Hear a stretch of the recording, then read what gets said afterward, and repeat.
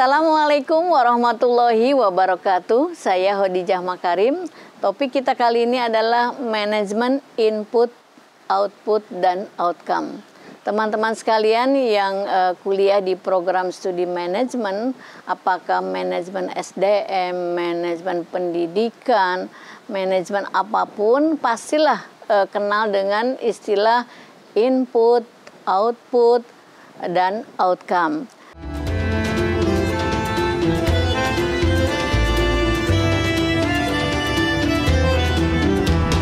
Ada banyak pertanyaan yang masuk, Bu, apa sih bedanya output dan outcome? Apakah penelitian kita itu harus sampai outcome atau cukup sampai output? Nah, jadi teman-teman sekalian, saya ingin membantu teman-teman dalam rangka meyakinkan diri bahwa penelitiannya mau stop sampai di output atau lanjut ke outcome. Nah, pada hari ini kita akan bincangkan itu semuanya, apa bedanya antara output dan outcome.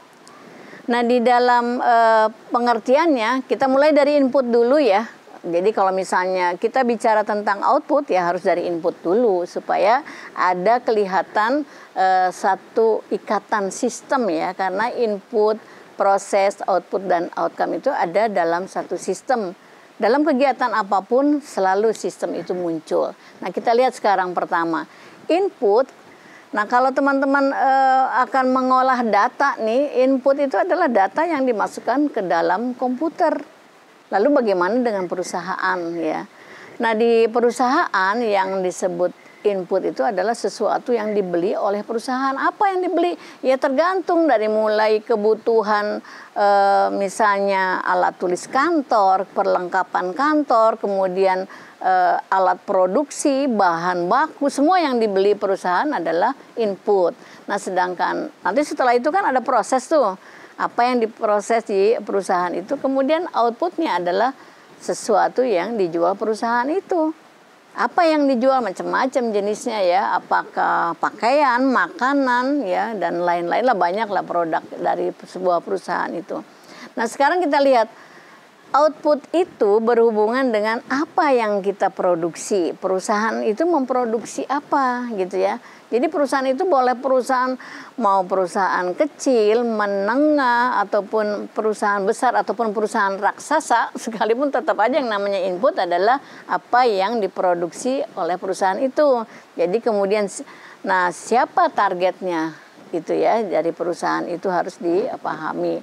Sekarang kita lihat, apa sih bedanya? Yang jadi persoalan itu kan banyak teman-teman yang bertanya itu ke saya itu di kolom komen ya, apa bedanya antara output dan outcome itu ya. Itu yang kalau perbedaan antara input, proses sampai output, saya kira ini sudah paham gitu ya. Nah, sekarang kita lihat apa bedanya. Input, kalau kita contohin sekolah ya, yang gampang dulu deh. Kalau sekolah itu mungkin kalau teman-teman berpikir inputnya siswa, enggak. Jadi semua potensi yang ada di sekolah itu sebagai modal, ya modal awal dari suatu kegiatan di sekolah, ya bukan cuma siswa. Kalau ada sekolahan terus ada siswanya lah, yang ngajarnya siapa? Harus ada guru dan sebagainya. Nah, sekarang outputnya apa? Output itu adalah sesuatu yang dihasilkan dalam jangka pendek ya. Kalau kita lihat misalnya di dalam sebuah proses itu output itu melalui proses. Jadi input, proses, jadi segala sesuatu yang dihasilkan dari proses itu namanya output ya. Jadi seperti itu. Lalu kalau kita lihat sebagai contohnya ya, nanti prosesnya seperti apa, setelah ada hasilnya, output itu boleh berupa data, berupa informasi, berupa apa aja gitu ya. Pokoknya sesudah melewati proses itu ada output.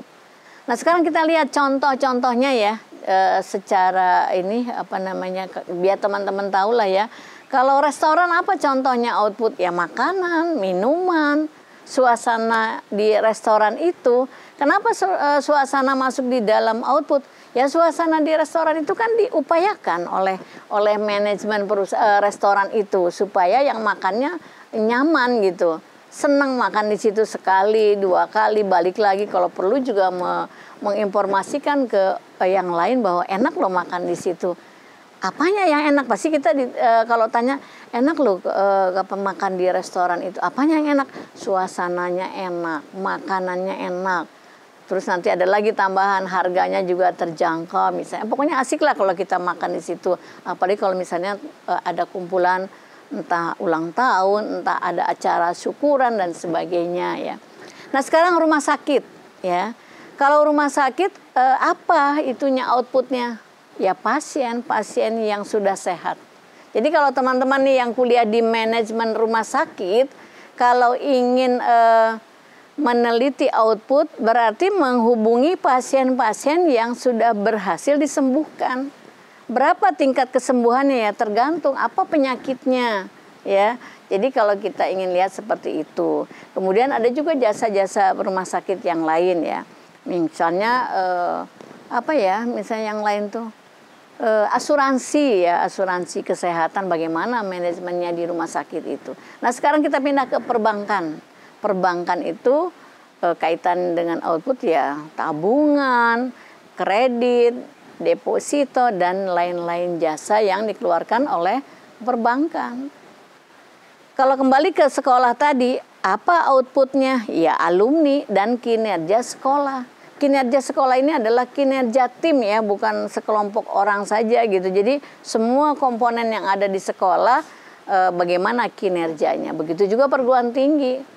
Kalau output itu lihat alumninya kayak apa, kemudian hasil risetnya, kemudian bagaimana pengabdian masyarakatnya, kinerja perguruan tingginya. Teman-teman kan ada tuh program KKN ya, kuliah kerja nyata. Itu adalah salah satu komponen dari pengabdian masyarakat yang masuk di dalam output gitu ya.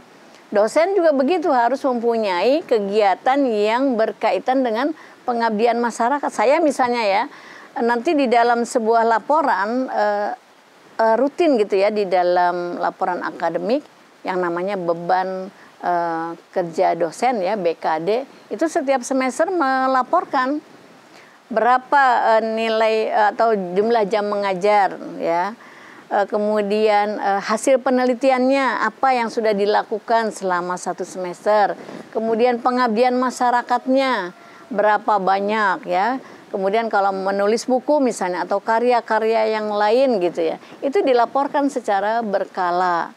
Nah itu artinya berkaitan dengan kinerja dosen secara perorangan. Sedangkan kinerja perguruan tinggi tentu dari kinerja dosen dari setiap program studi menjadi kinerja dosen fakultas. Kinerja fakultas menjadi kinerja perguruan tinggi gitu. Bagaimana dengan pabrik? Ya, pabrik berarti ada barang dan jasa dari pabrik itu. Ya. Baik teman-teman sekalian, sekarang kita ambil contoh tentang outcome ya. Outcome itu adalah dampak, manfaat, harapan dari sebuah kegiatan. Ya, bisa jadi begini, sebab akibat itu ada di output, tapi dampak dalam jangka panjang di outcome ya. Contoh misalnya, outcome itu kalau saya mau bedakan ya dengan output, kalau hasilnya jangka pendek dan menengah output. Tapi kalau jangka panjang, udah lama kita mau lihat prosesnya, hasilnya, itu outcome ya. Jadi seperti itu. Jadi nanti teman-teman bisa meneliti, sesuaikan dengan tujuan penelitiannya, tenaganya, dana yang tersedia, apakah cukup sampai dengan output atau mau outcome. Atau langsung, saya nggak mau meneliti output, langsung meneliti outcome. Misalnya teman-teman yang di manajemen pendidikan mau melihat kinerja sekolah, langsung mendapati informasi itu dari alumni misalnya, maka respondennya adalah alumni. Nah alumni itu adalah sebagai outcome, kan dia udah nggak sekolah ya, udah beres urusan dengan input, proses dan outputnya ya. Jadi kalau kita lihat sekarang contohnya ya, kalau tadi contoh-contoh parsial ya, sekarang saya ingin sampaikan contoh yang dalam satu sistem biar teman-teman mahasiswa paham mana yang input, proses, dan sampai outcome-nya ya. Saya mulai dari sekolah ya, khusus nih buat teman-teman yang akan meneliti program studi PAI misalnya atau manajemen pendidikan nih ya. Input, jangan pernah berpikir yang namanya input itu cuma siswa. Guru, fasilitas belajar, semua itu input. Lalu akan terjadi proses belajar. Nah, setelah itu output adalah melahirkan lulusan, ya. Terus kita lihat bagaimana nih kinerja sekolah. Lihat perilaku alumninya. Maaf ya, misalnya contoh, perilaku alumninya kalau tidak membuat sesuatu yang berprestasi, ekspresinya di dalam kehidupan masyarakat kurang baik, itu akan mengganggu kinerja sekolah. Mungkin sekolah itu tidak akan dicari oleh masyarakat. Ya, tapi kalau dilihat, alumni mana itu? Alumni sebuah perguruan tinggi, alumni SMA atau mana, kemudian atau SMK lah, macam-macam ya. Oh, kelihatan mengekspresikan sesuatu yang positif, orang akan berkaca. Itu lihat dia. Mungkin orang akan tanya, kamu lulusan SMK mana sih? Kamu lulusan SMA mana sih, gitu kan? Orang akan ikut. Nah, jadi perilaku alumni itu adalah salah satu contoh dari outcome. Ini contoh sistem persekolahan ya. Kita lanjut sekarang. Contoh yang kedua, restoran misalnya. Kalau kita lihat dalam satu sistem yang utuh ya, inputnya pembeli. Yang enggak cuma pembeli, tapi juga juru masak. Ya, kalau mau laku, laris manis ya cari juru masak yang memang betul-betul handal ya, berkompeten, kemudian pelayannya mempunyai attitude yang baik, bagaimana hubungan komunikasi interpersonalnya dengan pembeli misalnya ya. Kalau mudahnya ya jangan yang judes lah gitu ya. Kemudian penampilannya itu semua ada di input. Lalu terjadilah proses kegiatan pemesanan, masak dan sebagainya di dalam suatu sistem restoran. Outputnya apa? Ya makanan yang dipesan, ya apa jenisnya tergantung apa yang dijual oleh restoran itu. Kalau memang restoran itu menjual ayam goreng, ya outputnya ayam goreng misalnya. Kemudian apalah misalnya ayam geprek, ataupun misalnya restoran yang menyediakan aneka menu misalnya, ya itulah yang disebut output ya. Kemudian outcome sekarang dari restoran ya. Kalau outcome dari restoran itu adalah rasa makanannya itu enak. Pasti teman-teman punya pengalaman kalau udah enak itu sampai kapanpun masih kebayang ingin balik lagi ke restoran itu. Berarti restoran itu memberikan pelayanan yang bermutu ya, enak lah, kemudian rasanya, kemudian mungkin ukurannya cukup gitu ya, kemudian harganya sesuai dengan apa yang disajikan gitu ya. Juga pelayanannya, suasana di restoran itu. Nah, baik teman-teman sekalian, itulah yang menyebabkan kita lihat sekarang. Sebetulnya istilah input, output, dan outcome ini adalah suatu yang istilah digunakan di pendidikan, ekonomi, bisnis, politik, sosial, budaya, menggunakan istilah ini. Jadi dalam kehidupan kita sebetulnya akrab dengan istilah input, output, proses, dan input, proses, output, dan outcome ya. Jadi itulah teman-teman sekalian, mudah-mudahan nanti pada saat proses bimbingan nih mengajukan proposal, kalau ada pertanyaan dari dosen pembimbing mau sampai output saja apa outcome, nah nanti teman-teman bisa melihat ya, ukurlah dengan kemampuan waktu, kemudian kemampuan maksudnya tenaga, pikiran, waktu, dan juga biaya. Terima kasih, mudah-mudahan ini bermanfaat. Assalamualaikum warahmatullahi wabarakatuh.